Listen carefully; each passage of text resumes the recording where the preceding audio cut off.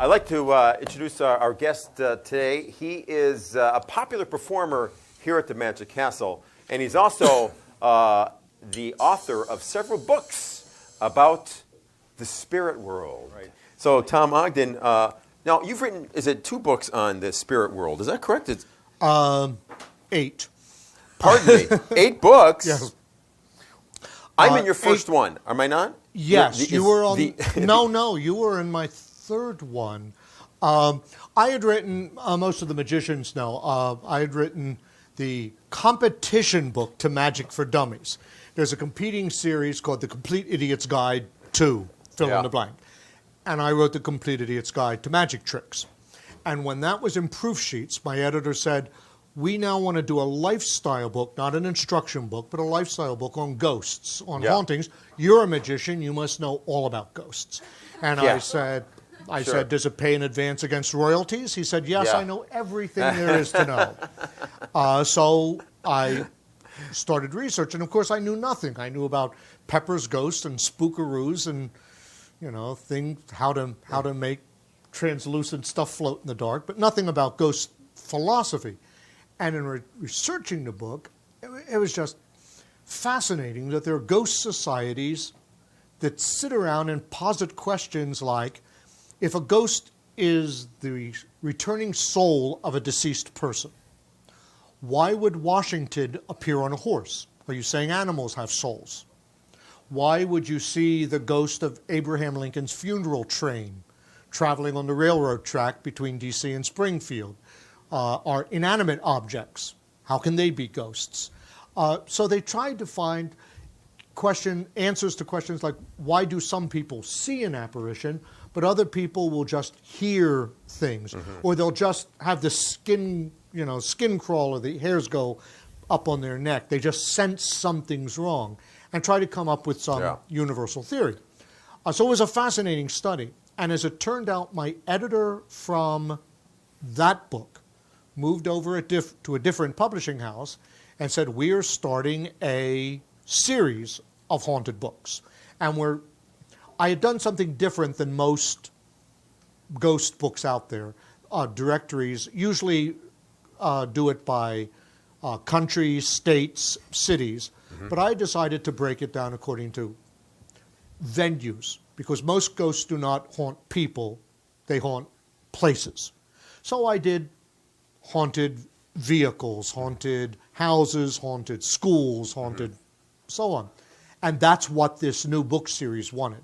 And they came to me, I mean, authors don't want to hear this, but they came to me and said, just like the other book, they said, we want you to write a book called Haunted Highways.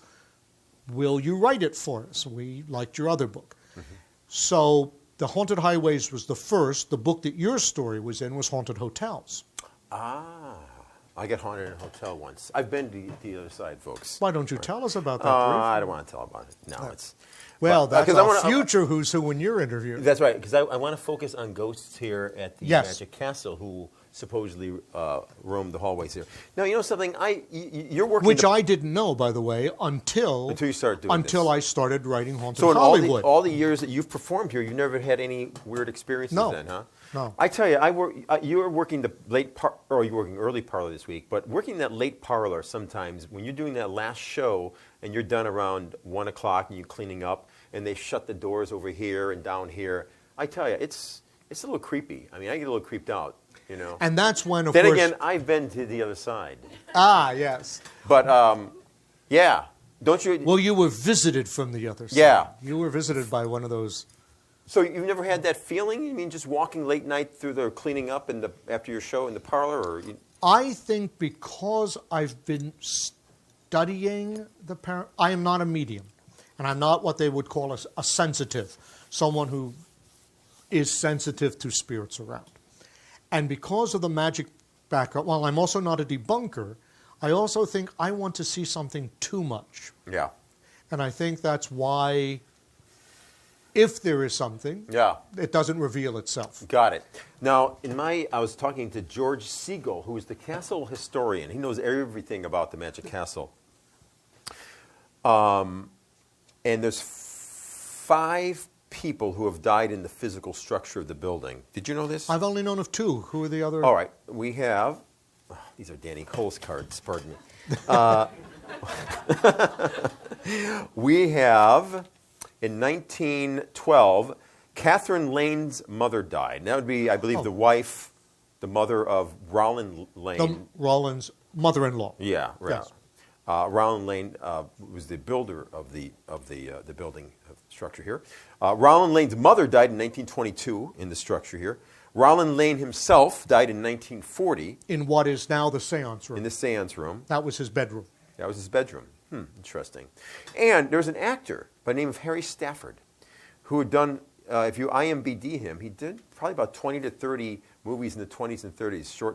He died in 1950 when this was an old people's home. Oh, during that boarding house period. Yeah. Harry Stafford was his name. And the 5th guy was the gentleman who died in the parlor, right? Chris Michaels. Tell me that story. He was working the parlor that week, and between shows, he wasn't ill, but he wasn't particularly elderly, but he was at that age, and in between shows, he sat down to rest in the front row in the parlor, and the host came in to rouse him to wake up for his next parlor show, and he was gone. He had left the building. Yeah. But as far as I know, none of these people I mentioned actually has never been seen recognizably as an apparition. Exactly. Now, another interesting fact I heard, and you may not be aware of this, but editor extraordinaire Steve Kiesel was telling me in his research of this area is that at one time where the Yamashiro is, it used to be called the Bernheimer House and Gardens. Yes, it was a private residence too before it became Yamashiro. But prior to that, it was a sycamore grove, and Sycamore Avenue was named after it. And they used to do all the early hangings in Los Angeles in the late 1800s were done in this area where the Yamashiro is above, around here too. So that's just an interesting tidbit. You might want to use it in your book sometime. The criminals would be hung in this area. Cheerful little show, isn't it? The Hollywood criminals, the downtown L.A. criminals, exactly, had all their own around where Union Station is now. The trees along there, every other tree was a hanging tree. So perhaps that influence is part of this building, and it's possible because one of the questions is if any building is old enough, it's had a history of many people that have gone through it, because it's not necessary that a person has died in a place that they've returned there. It's they've had some emotional connection to it. Yeah. As a matter of fact, one of the theories of what ghosts actually are is they're not necessarily soul spirits of a person after death, but during life, that their, for lack of a better word, aura has impressed itself on the place while they were still alive. And what we're actually seeing is not a returning spirit from beyond, but the same as if it were a film clip on a loop that's just replaying it over and over. Yeah. And that's why it's always in that area instead of someplace else. Yeah. That's another theory of what we're actually seeing. So here at the Magic Castle, and chronologically then, the castle was opened in, 1963, I believe? Right. In the 60s, were there any ghost sightings? Well, of course, this whole area, where we're taping now, the inner circle, was the underground garage behind the building. And the annex above us wasn't built until the 70s. It was built on top of the parking structure. So everything from the dining room in this direction only dates to the 70s. So there's not a very long history for there's been an accumulation of spirits. So that's one of the big questions of why this area is as haunted as the mansion period. Yeah, it is a big question. But in that period of the 60s, 63 to 7, were there any stories about anything happening in the regular building that you're aware of? Well, no, because the stories that I've heard have been people from the last couple of decades. Okay. And I don't know how far back whether it goes back to the 60s of when they first had the encounters. Because there's a whole generation who came, and I didn't move to Los Angeles till '83.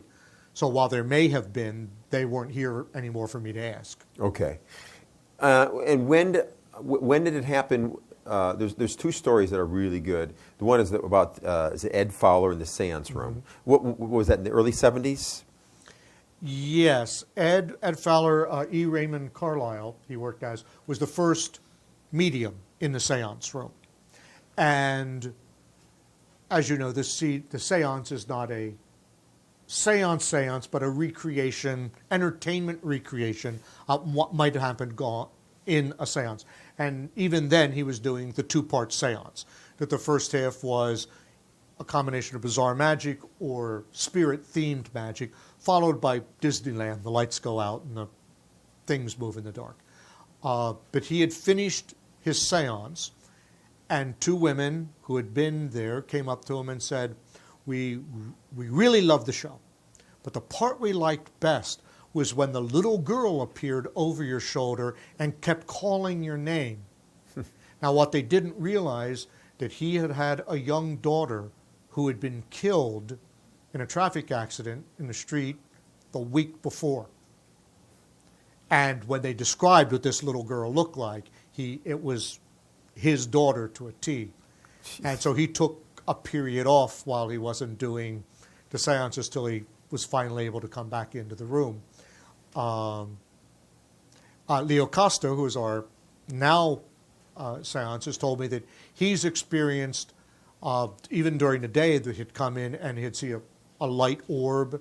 He's come in, Tom, our sound and light man, who is responsible for many of the effects there.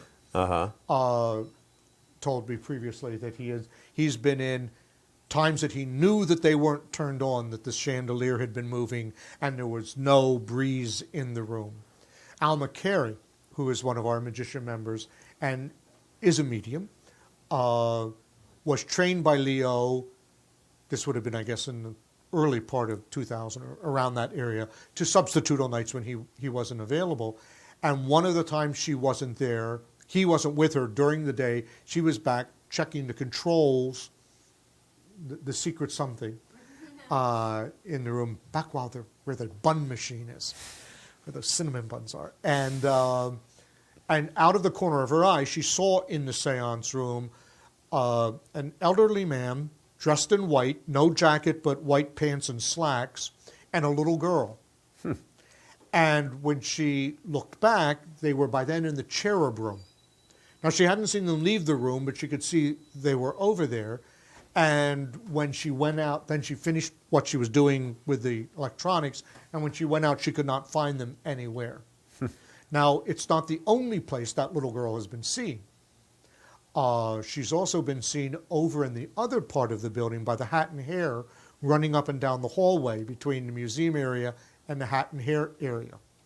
A lot of these sightings are done by staff, even in the daylight area times, while they're here cleaning up after us. Yeah, it was a great. I saw the woman this morning, part of the cleaning crew. She was here around 5 a.m. and this happened about, when did Vernon die? In the 1992, I think, years thereabouts. Ago, something like that. Anyway, she was working in the parlor, right? You've heard this story, right? She was working she was cleaning up in the parlor at 5 a.m. and she walked in there, and there was Vernon sitting in the front row. She didn't know that he had died. Oh. And she knew him in life, and he was sitting there, and she sort of went up to him and was going to ask if he needed anything, and he acknowledged her, and then he got up, walked up the stairs, and went through the wall in the back. I guess it used to be an exit actually at one time, and he just sort of, I guess, either melted into the wall or what happened. But she was pretty credible. She was actually saying this in Spanish as Jesse, the maintenance guy, was translating for her. It was a great story. I hadn't heard that. Yeah. Katrina, one of our current cocktail servers, she can't say that it was Vernon because she didn't know Vernon, but coming down by the outside of the parlor, she saw a man walking stooped over in Vernon's, typical, because Vernon had broken his arms when he was young, so they never completely straightened out, walking toward the Vernon corner there and vanish in that area, that she saw whatever the gentleman was vanish. And, of course, as we know, there's a remnant of Vernon in that area. Yeah. But she didn't know him to remember at the time, oh, that's Vernon. But it's possibly not the only time that he's been there. And now, Marty, while we're on the subject of the parlor, Marty Rosenstock, one of our house managers, told me of an amazing story that he had up at the parlor. As all businesses do, if you're closing up for the night, you start at the far end of the building and you work toward the front entrance, closing everything along the way, making sure everybody's out of the building and everything's shut down. And he had started one night up here at the top of the stairs, closing the locked door at the top of the staircase going up from the inner circle, by the parlor, turned off all the lights in the parlor. He then worked over to the palace, made sure all the lights were out there, cut the electrical circuits so there was nothing back into this area, and was setting the alarm by the green room area. And when he came back out, he noticed that the stained glass, the lights behind the stained glass that are in front of the parlor were on, that the lights had somehow come back on. But of course, you know this building, who knows where the wiring goes that there could have been. Yeah. It's an old building. So he walks back, and he also notices that he sees light coming under the door from the parlor that he had locked, that the lights are back on. And when he opened the door, not only was a light on, but all of the lights were on, and all of the spotlights were back on. All the spotlights are on? Well, everything was on. So he turns them down again, turns them off. He had no sooner shut the door and had not even gotten back to the palace bar when he saw the lights back on again. And he went back. Now, remember, supposedly the circuits weren't even working anymore for that part of the building. And he went back on and he said out loud, okay, who's ever I got to get out of here, cut it out. And the lights went out. Wow. And he just left. And he'll tell you that story himself. Wow. And they went out in the parlor. This was in the parlor. In the parlor. Almost every square inch of this building is haunted in somewhat. Right outside of we're in the inner circle now. Alma, again, Carrie, was working a buyout because she also works as a fortune teller, and she had her table set up right in this area over here in front of the pillar. And while she was setting up, she saw a gentleman, a tall, not old, but 50-ish gentleman, come through the door that's from the valet stand coming in this area, tan, greenish, brown jacket, walking. He could not have not seen her sitting right here. Came straight toward her, ignored her completely, walked over, paused slightly by the puppet display, and then continued up the stairs. And she was just curious that he didn't even acknowledge her. And so she gets up and follows him. And he was no longer on the stairs by that time. So she goes up the stairs, up to the palace bar, and some of the cleaning staff was there.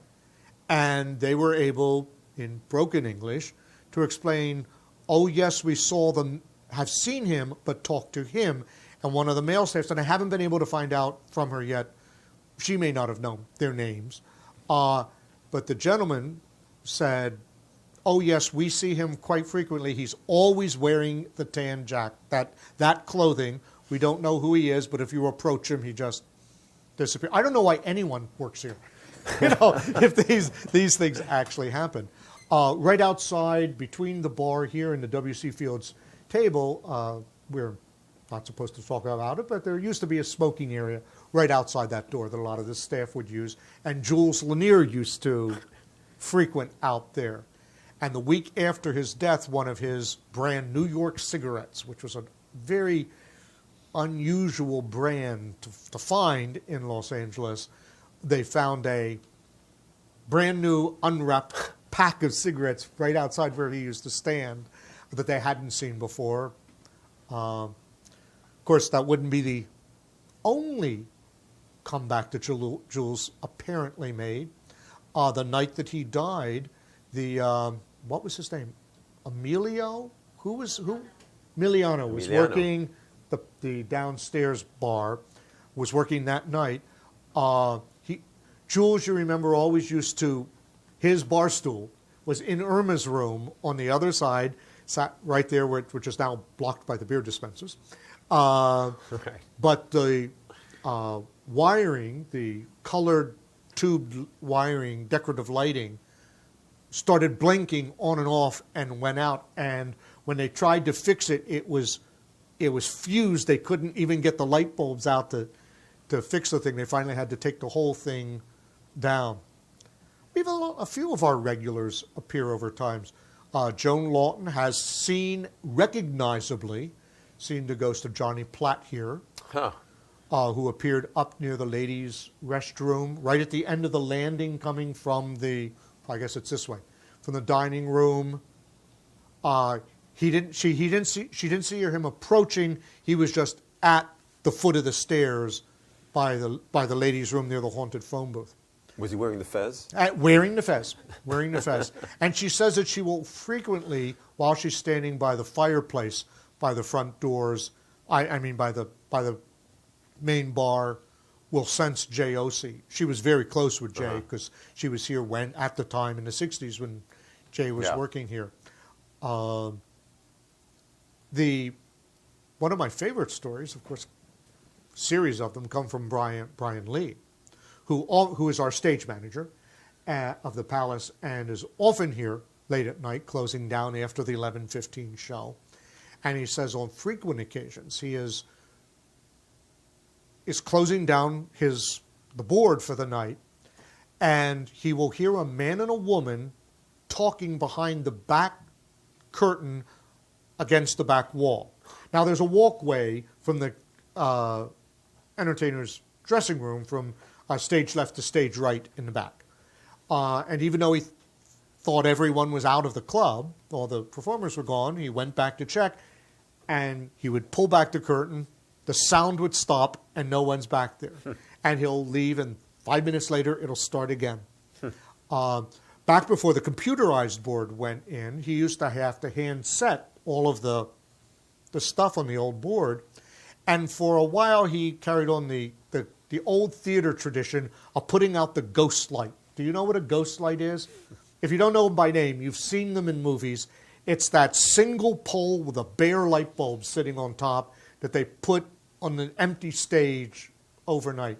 And they turn it on, so people who are coming in the dark the next morning don't trip and hurt themselves.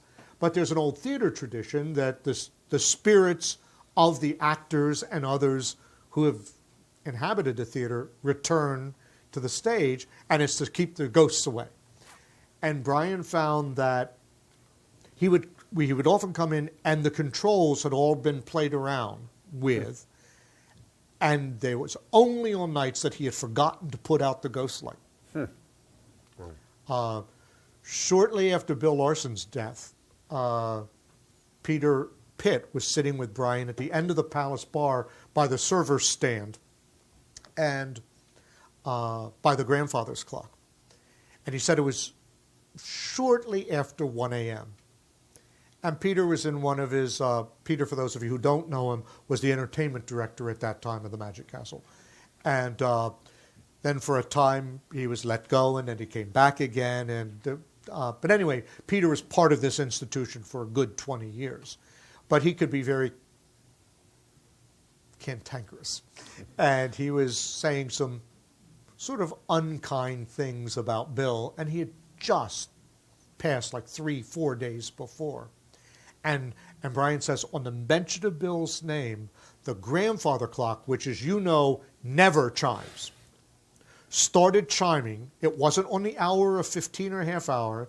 It was somewhere in the middle, chimed exactly 13 times and stopped, and they both stared at it and changed the subject. Wow. Tell me about the bartender down in the Hatton Hill Pub. When the castle, it wasn't when they opened in the 60s. I guess it would have been in the late 60s, early 70s. We had a resident bartender. Why am I blocking? I know his name. Who was the magician who worked here just last week? Who used to be the resident bartender? Bob Jardine. Thank you. Brain freeze. Bad. It's the Grey Goose. It's Bob Jardine. Before Bob Jardine, there was another resident bartender down in the Hat Hare pub, and his name was Lauren Tate. He was a burly Irishman, and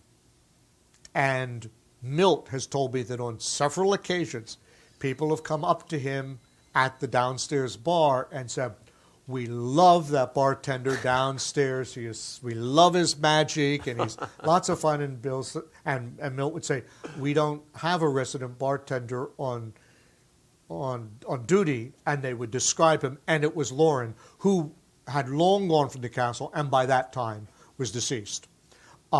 He's not the only one there, and they're not the only ones who have experienced him. Other staff have as well. Many have gone down clearing up glasses at night and have just felt uneasy in that area. They may not have seen him. Mark Nelson, who himself is now on the other side, was back during his hosting time, was closing up one night and was heading downstairs, and the cocktail server, Judy, do you remember Judy's last name? Judy. On an off, for no reason at all, said to him as he was walking down the stairs, "Oh, say hi to Lauren for me." And he gets down there, and he just knows something is wrong in the room. It just feels creepy, and he comes back up quickly and says, "Why did you mention Lauren?" And Judy said, I don't know. I haven't thought about him in years." So that area is also very hard. That side. I haven't heard any stories about the museum side, but I've heard them. And, of course, all of the hosts here have experienced, after closing up at night, the sounds upstairs on the second floor. They'll be down in the downstairs bar area, and in the dining room areas, they will hear footsteps, and some have heard party noises, because remember, that was their bedroom area, but they also had an upstairs parlor. The visitors' parlor was downstairs, but then they had a family room upstairs where they would also be. So there have been sounds up in that area as well. Wow. And Tom Ruff was telling me there was a young man who used to work here, Ryan. Mm-hmm. Ryan used to work at night, and he saw Di Vernon's in the parlor. This is only about 6 months ago. Yeah. Oh. And Vernon got up and went into the walls, and that was that. Fascinating stuff. Yeah. Okay. I think we hit the good ones. They're the. But I've had at least a dozen other stories. I won't go into them all. Terry Eddings has told me about things that she used to be the gift shop manager here, about and she used to be here often late working on inventory of things that have happened up in the offices on the third floor, shredders turning on their own behind locked doors, that she and the staff were in the dining room they were out on the terrace but could see through the crystal room. What was his name? The general manager at that time. It was before Michael Gingras. James Williams? I'm blocking on his name. Jim Williams? He was, no. But anyway, as he was coming down, Al Davis. She saw a large black dog following him down the stairs. Because he went down to the bar area, came back up, no dogs following him, and two of the Filipino staff, no, he wasn't a general manager, he was in accounting, and they freaked out because in their culture, a black dog is a death omen, that someone is going to die within the year, or terrible misfortune. And he was the head of accounting. He was assaulted in Florida and fell into a coma He recovered later, but that happened within a 6-month period. So there have been spooky other things here as well. Yeah, and Milt tells a story about Irma playing. Oh, yes. Right? Oh, that's great. Yes, Milt one night was working late, and he was, instead of going over to his apartment, he decided just to sleep up in his office that he had upstairs at the time. And during the night, the power went out in the Hollywood area, so all of the electricity in this area of Hollywood was out, and he heard Irma's piano start to play. Now, Vernon was still alive at that period, and he liked to tickle the ivories from time to time, and he thought, well, maybe Di's still here.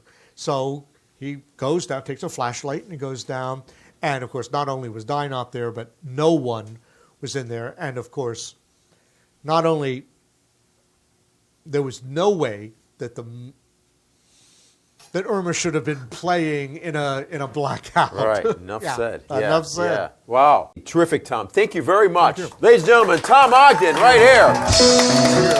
Hey, Really, well done. Well told. Cheers. I stay. What's I that? stay. Yeah. Just hang out. Yeah. Yeah, I just heard, he was just telling me about that young man, Ryan, who's a big, I don't know. heavyset kid. He used to, Him. yeah, he no longer works here. Oh, he's not. No, Not the one who's working now. No, but, he claims one night cleaning up in there, seen Vernon. I gotta find him. I gotta find him. That one thing is on YouTube, that clip of the Spanish woman being interviewed by Jesse, telling about her experience seeing Vernon in the morning. It's a YouTube clip. Oh. Yeah.